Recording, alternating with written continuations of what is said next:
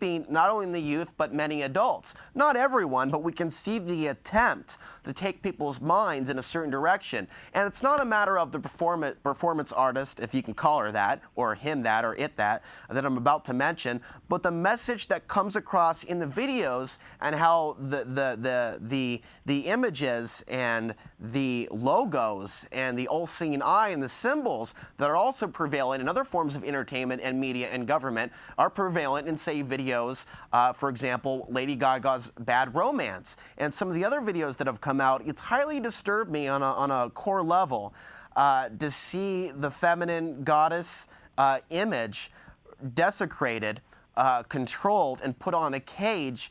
And in a society that is so much focused on not only sex but violence, we see so much of it on the TV, and yet so many people also feed into it. We can see the effect that it's having on people through the way that they dress, through the way that they talk, and the way that women interact with men and men interact with women. Not everyone, but we see the power of the international, let's call it the New World Order media, the New World media. Your analysis on Lady Gaga? Well, I'm all for musical expression, and I'm a civil libertarian, I guess, so I'm all for personal freedom. I'm not, anti-gay or anti-anything. Yeah, we're not calling for censorship, no. No, it's not about that. What I see happening, though, is it's being marketed to children. I mean, it's the same thing with the Spice Girls. What's happening, they don't have the critical thinking and the maturity to analyze it for what it is, take some, disregard what they want. They're so easily influenced, and they're having very promiscuous sex being marketed to them very heavily, which, personally I think is destructive. And of course there's a lot of Illuminati symbolism in all her work. And, it's not only her. I mean, you've got Christina Aguilera, Rihanna, and Beyonce. Oh, my phone card is telling me I have 30 seconds. I guess I got ripped off. I had something like 100 minutes, but I'm sure we haven't been on for 100 minutes, so I could call you back if I get disconnected. Okay, that'll be great. Go ahead and give us a call back now, Sonia, because it's probably just going to disconnect us immediately without any time to bid farewell, but that's how the multinational... I'll call you back. Telecom companies are. And you hear this ad when you listen to a baseball game. Support the troops. Give them a calling card so they can call Ma. How about get them out of there and stop filling them full of vaccines? You want us to pay for their calling cards? I mean, you would think that would be like a red light. Something's wrong here, folks. But no. There's other headlines, too, that are in the news, but when you look at the Lady Gaga videos, to be specific, if you could stomach it, do you get turned on by watching a girl dance in a cage with a collar on her? If you do, maybe you ought to be looked at. I mean, because honestly, this shit isn't cool, folks. For your little girls and boys to be watching this stuff, monkey see, monkey do. And it comes up to, by the time someone is 5 or 6, everything they have ever experienced, seen, heard. That's why a safe, loving home is very important to a young child. That becomes a part of them and who they are, what they experience, and what they see.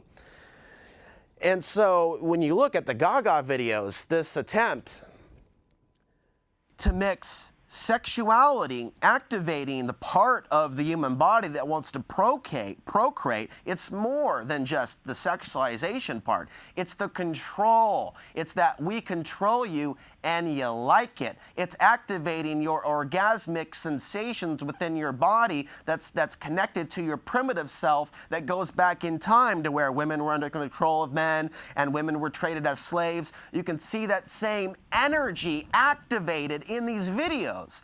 And I don't think it's far-fetched to think about a wicked, mad scientist, psychological, social engineer, mad scientist behind it all, tweaking things a certain way so the video comes out and it has a certain subconscious, subliminal effect on the viewer. Sonia, are you still Alex, there? I just want to let you know I'm back. Yeah, well, glad you could be back. But, Lady Gaga, see, it's not only the sexuality, also, it's almost like, you wouldn't show your children pornography, right? Right. Because you'd say, well, that's not appropriate for them. But this is not that different. Right. Like, this is, fine for adults if they want to look at that kind of stuff. But the thing is, it's really, the kids are watching it, the kids are listening. So my friend, 3-year-old, is singing the song... where she says, "I want your leather-studded kiss in the sand. I want your ugly. I want your disease. I want your everything as long as it's poker face, poker face." Hey, Sonia, I'm sure they're just talking about cards. Your leather-studded kiss. She's 3 years old, you know. But the other thing is, Lady Gaga talks quite openly about consulting spirit guides. Mm-hmm. She has a lot of spiritual anxiety. She was actually on some kind of tranquilizers up until a little while ago. So, you know, she has, I guess, a lot. I mean, it must be hard to be in her situation. It must be hard to be. You know, Glenn Beck got sick recently, and he said something that was telling in this video where he was talking about going and getting testing. And, of course, we're talking about Glenn Beck that compared Ron Paul supporters to terrorists. So those of you that watch Glenn Beck, we're not going to forget that because it's highly significant. But it was interesting because he talked about his health problems and said something that I thought was quite telling. You can't mess with someone's soul and expect there to not be repercussions. Now, some people think that Glenn Beck's consciousness is expanding and he's starting to talk about the New World Order, but he's still keeping in the left-right paradigm, calling it a left communist New World Order plot, completely omitting the path that was paved during the previous administrations, most notably the one he supported very much, George W. Bush's administration. But when we see certain people get sick or feel the need to medicate or hurt themselves, and looking at the world and the city I live in, which is highly alcoholic, when people, I think, on a more spiritual level, Sonia, are in the wrong place in their lives, this is where those self-destructive tendencies can come in. Oh, all kinds. I mean, for sure, when people are in a bad spiritual place, they do all kinds of things that are destructive to their lives. But my point about Lady Gaga was just that she comes across as being very cool and very beautiful and sexy. And she's incredibly talented. I mean, I don't doubt that. I saw her before she was Lady Gaga, when she was just Stephanie Germanotta. You know, she was very attractive and very talented, and I think she was fine the way she was. But anyway, now she's doing this, but it's being sold to very young people. And also she's marketing, you know, and some people may do, you know, channeling, and maybe they take offense to this, but personally I would stay away from it. She's marketing things like that just by the fact that she says that she's doing them. And then she has to hire Ghostbusters to come in and clear the place out for her where she's going to stay because she's got all these spirits around her. Well, does that surprise you? You know? No, it doesn't surprise at all. All kinds of negative entities or whatever. I mean, but that's the thing. That's what this is all about. It's something very negative and dangerous.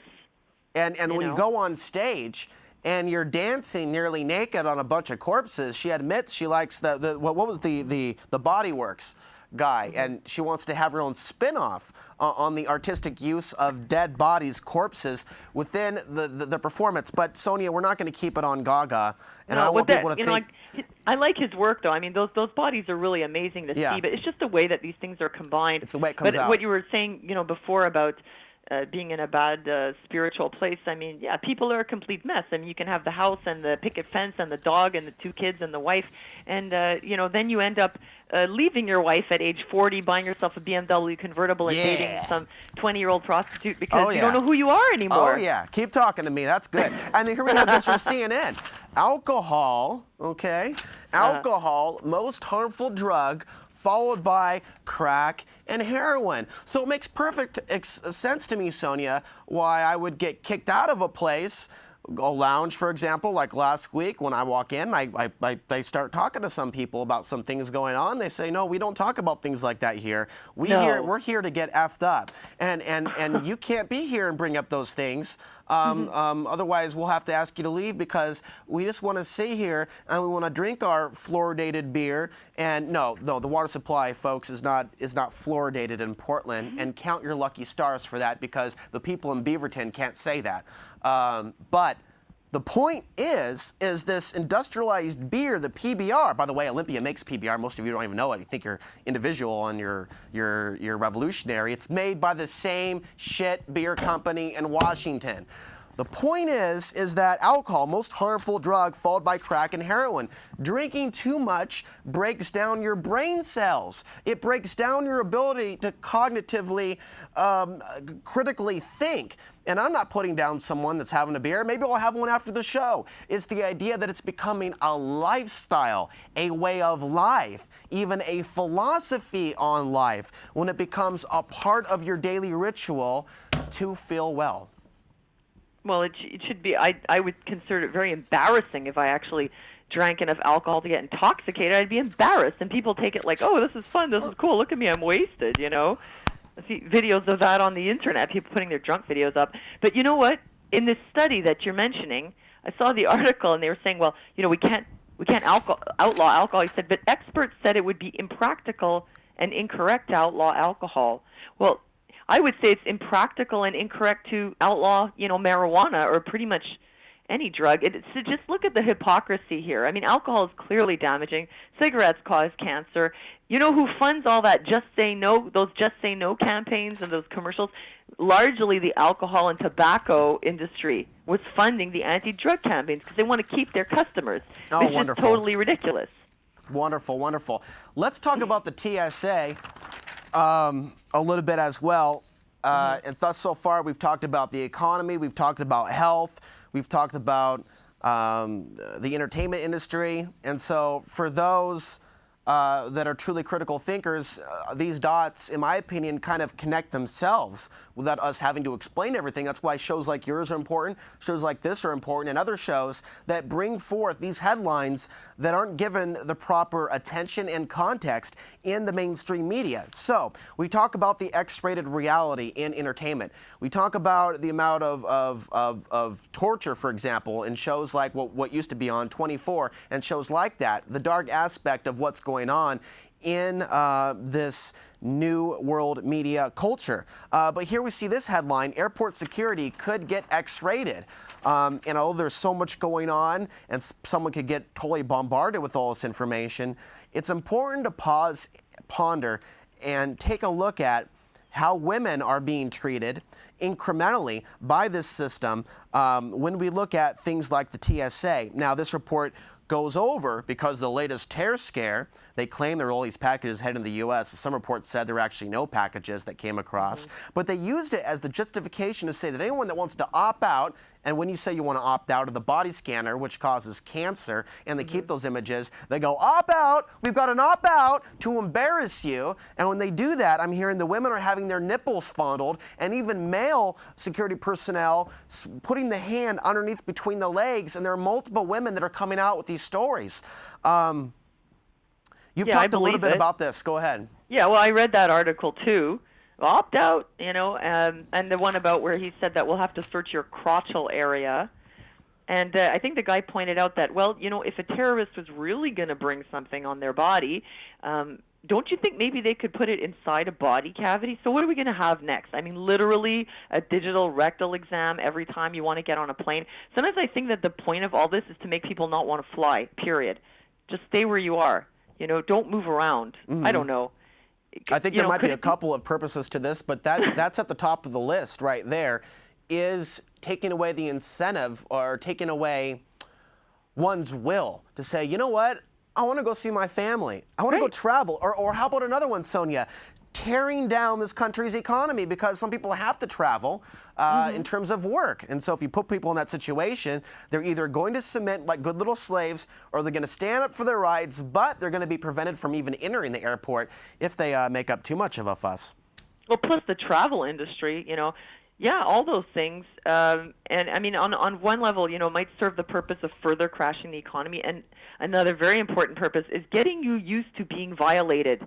Just like when we had the G20 martial law drill here, which is all that it was, and they demanded ID from all these, you know, really young people, like university students, and even just passers-by, you know, guys in wheelchairs who were on their way home, and people out to get coffee, and they mass arrested them and detained them in Toronto and violated them. You know, these kinds of things, although that one had a bit of backlash, but they're all there to get you used to being dehumanized and violated and having no rights, just to break your spirit further. I think that's a really big purpose of it, you know. Yeah, we've really got to hold that fire inside of us that is strong, and I can see its effect on my peers every second of every hour of every day of every month that I walk the streets of Portland, and it physically hurts, and I'm having to shield up psychic protection because there's a lot of stuff going on with people, and I think entities as well. With my peers here in Portland, it does not appear at all to be a happy, loving place, And I know that I want to create that in my own world. I think we're kind